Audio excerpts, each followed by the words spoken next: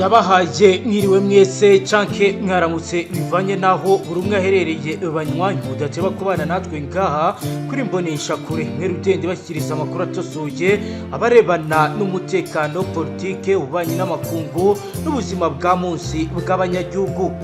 Turi ku mugorobo kuri uyu munsi wa gatanu ni kwigenekerezo rya mbere Myandagaro 2025 aho tugiye kurabira hamwe ibiko biragenda byibonekeza mu gisata kirebana n'umutekano ububanyi n'amakungu. Turababwira rero kuri operasiyo ikomeye ikozwe n'igisoda cy'u Burundi ikabikurikira indi ikomeye yari yabaye mu gitondo cya kare aho bitangazwe FDN Birage ifashwe impiri abarwanyi batanu batwirwaneho biro bikabikozwe mu rwego rwo kugira ngo borohereze ubutasi bwa FDN na FRDC mu kumenya imipango yose iri gupangwa n'izasarambya rimwe n'umutwe MDP twirwaneho. Biro bikabihura neza na opération de connaissance offensive or combinée iri kwigenda itegurwa. Turaza kandi kubabwira ibikomeye biriko biragenda byibonekeza bijyanye na tactique de enseignement et de infiltration abasirikare biganjemo compagnie de reconnaissance avance binjiriye icyarimwe mu mpande zitandukanye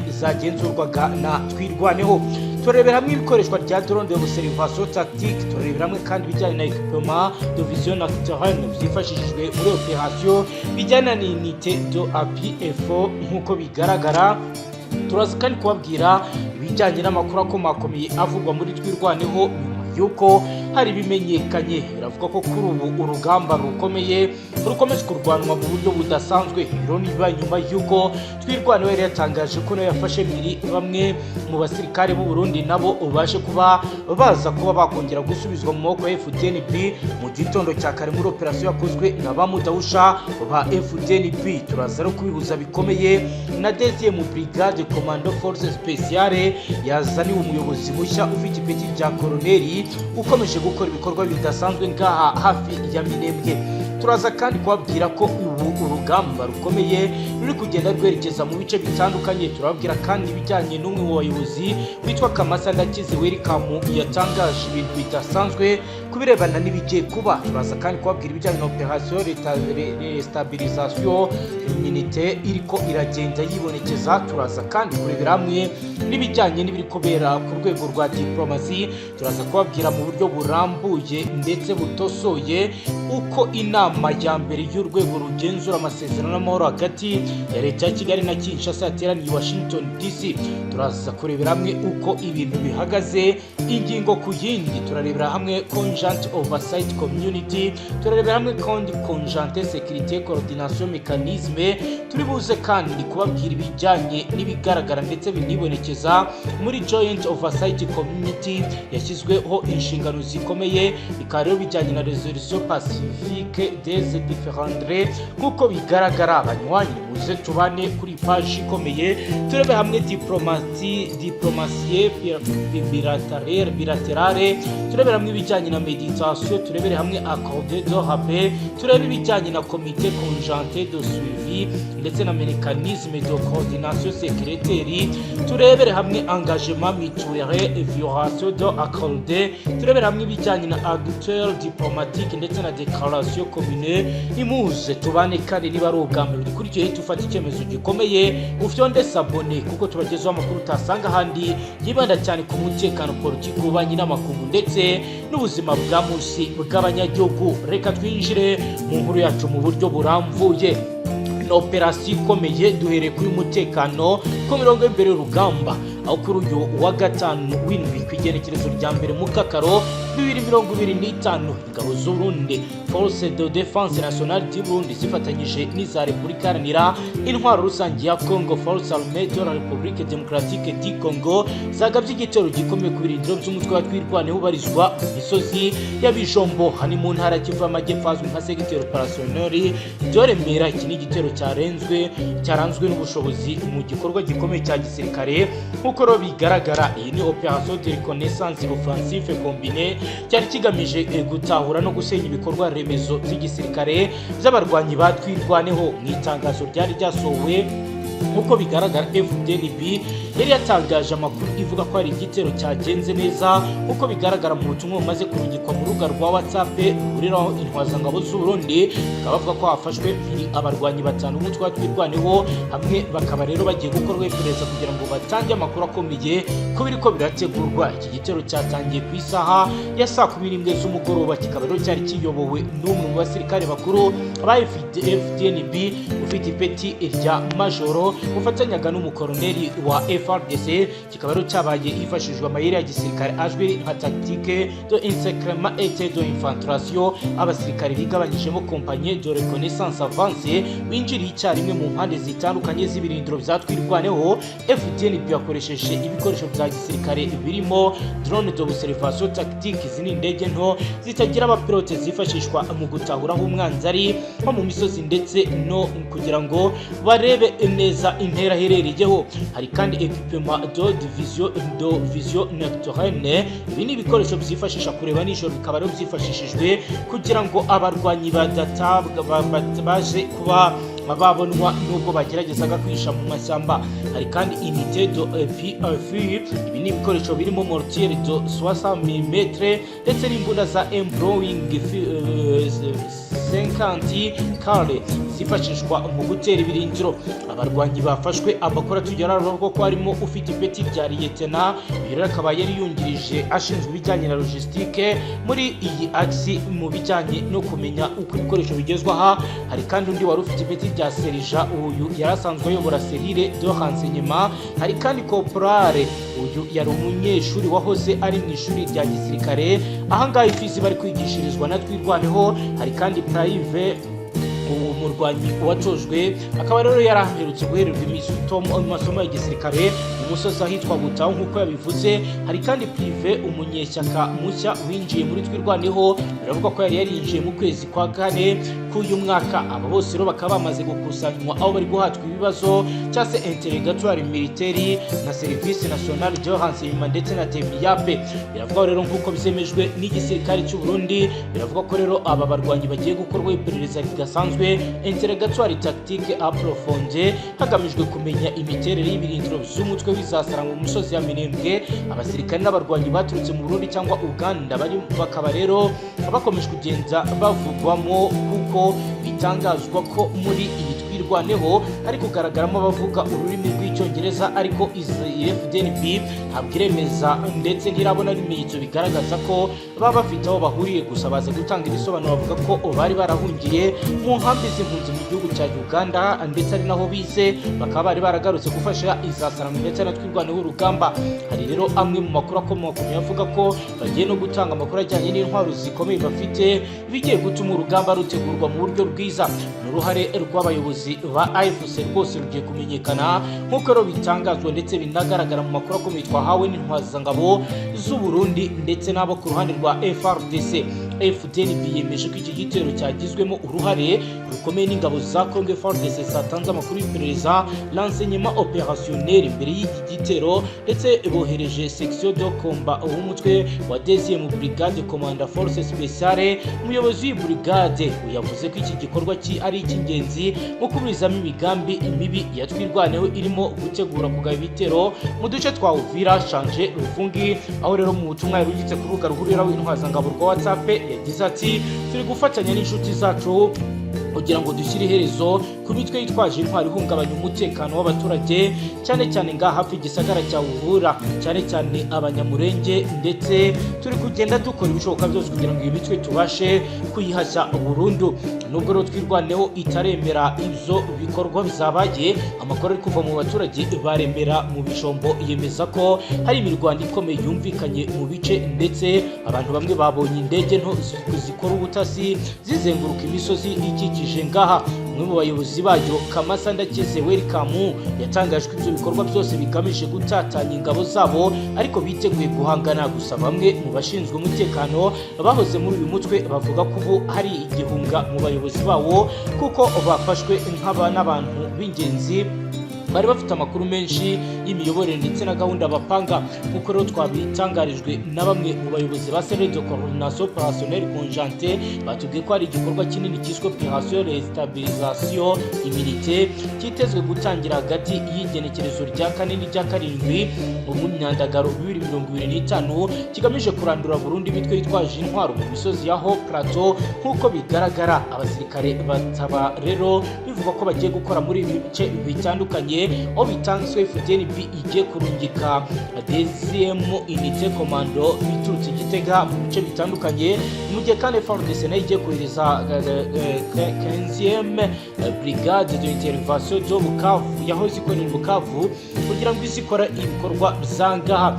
Icyo rero abasasanguzi bavuga, Dr. Theophile Musharawishi, impuguke mu bya gisirikare mu karere, yagize ati ifatwa ry'abarwanyi batanu n'intangiriro y'ikiciro gishya cy'ubutasi n'imirwano ishingiye ku makuru y'imbere. Ubu FDNB na FARDC bazamenya byinshi ku ngamba zatwirwaneho, aho yivumbagatanyiriza n'uruhare rukomeje kugenda rugaragara mu gutegura ndetse no gukaza ibirindiro. FDNB birashimangira ko itagamije kurwana n'abaturage cyangwa gushora igihugu mu ntambara idafite umumaro, ahubwo iri kurinda umutekano w'akarere muri rusange. Mu itangazo ryashyizwe mu rubuga rwa WhatsApp ritanzwe n'uyoboye ndetse n'urongoye ibikorwa bya gisirikare by'aboherejwe mu gutanga umusada muri FARDC, yagize ati turasaba imitwe yose yitwaje intwaro gushyira hasi intwaro no kwitabira inzira y'amahoro nk'uko byemejwe n'amasezerano ya Doha. Umutekano w'abanyamurenge n'abaturage bose ni uwacu, tuzawucunga ntibagire icyo bitwaza. Igitero cyo kwigenekerezo rya mbere mu myandagaro 2025 kiri mu byashimangiye ubufatanye hagati ya FDNB ndetse na FARDC mu guhangana n'imitwe ya AFC. Dore ko no mu gitondo bari bagabye ikindi gitero, aho FDNB yabohoje bamwe mu basirikare bari barashimuswe icyase bari bafashwe n'iza Sarambwe. Ibiro byose nibigaragaza uko ibintu bihagaze hagati rero mu gihe imirwano ikomeje kwibasira intara zitandukanye muri Kivu y'Amajyaruguru na Kivu y'Amajyepfo. Ishusho y'ubuzima bw'abasivili ikomeza kuba mbi cyane, kuko raporo nshya y'ishami ry'umuryango wa Loni ishinzwe uburenganzira bwa muntu UNHCRO iravuga ko kuva ku itariki ya 9 Mukakaro 2025 abarwanyi umutwe w'izasarambwe bishe byibura abantu 169, benshi bakaba rero ari abo mu bwoko bw'abahutu bari batuye muri teritwari ya Rucuru nk'uko bivugwa. Iyi raporo irashimangira ko ubu bwicanyi bwakorewe mu gihe cy'ihinga, ubwo rero abaturage bari barasubiye mu mirima yabo nyuma yo kwemezwa n'uyu mutwe ko umutekano wabo uzarindwa. Abatangabuhamya bavuga ko bishwe bagabweho ibitero hakoresheje intwaro za gakondo n'imbunda, ibintu byateye ubwoba n'agahinda mu miryango yabo ndetse n'abaturanyi babo. Izasarambye zirashinjwa ibyaha bikomeye ariko bagahakana ibyatangajwe na Loni. Bertrand Bisimwa uyoboye Izasarambwe, umutwe ubukorera muri gahunda ya politiki ya Alliance Fleuve Congo, yahakanye ibizo birego avuga ko nta buhamya bwimbitse buratangwa bufite gihamya. Yagize ati twarabamenyesheje ko iby'iyo raporo ya UNGH ariko turateganya kohereza itsinda ryacu gukora iperereza ryigenga, gufata ibyemezo hashingiwe ku makuru ataragenzuwe bihabanye n'amahame y'ubutabera. Turabona ibi nko gushaka kudusiga icyasha.